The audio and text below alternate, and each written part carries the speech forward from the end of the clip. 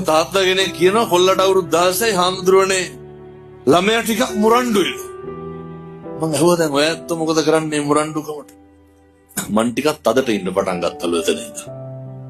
මේ ඇත්තත් එහෙම ළමයි දඟයි නම් අම්මලා තාත්තලා මොකද කරන්නේ? තදට ඉන්නවා.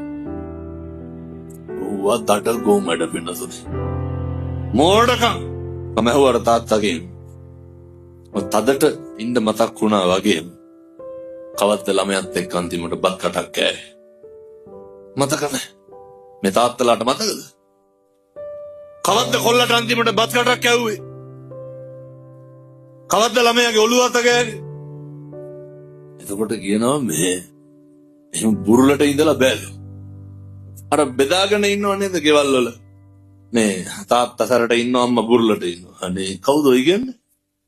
හදාගත්ත මනස්ගා වෙන්නේ දරුවා